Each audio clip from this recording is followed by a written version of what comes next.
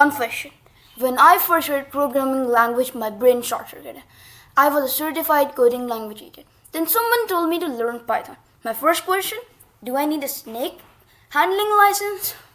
Turns out it's not named after a snake. It's named after Monty Python, that British comedy troupe. So yes, language literally comes with built-in silliness.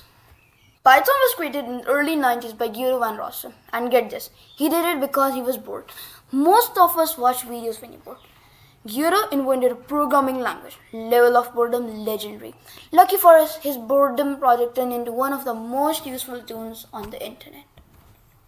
Think of Python as a translator between you and your computer. You write instructions that read almost like plain English, and Python converts them into machine code that the computer understands. It's basically Google Translate but for humans talking to machines. And it doesn't accidentally translate I am hungry into I'm the bread. So why do people love Python? And here's a quick list. It's beginner friendly. The syntax is clear and readable. It's almost English. It's versatile. Web development, AI, data science, automating, scripting, games, and you name it. And the biggest thing about it, it's got a massive community. Tons of libraries and tutorials. Jobs, companies hire for Python skills. Basically, it's powerful without being intimidating. The best kind of tool. One of Python's superpowers is concision. In many languages, you might write 6 lines to do something simple. In Python, often one line does it. Fewer lines equals fewer mistakes equals less time debugging.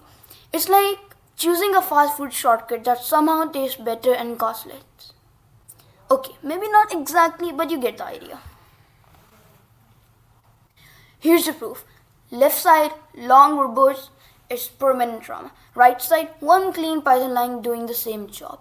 If coding were a waste, Python would have already had breakfast, finish a podcast, and still be waiting calmly at the finish line. The other language is still tying its shoelaces.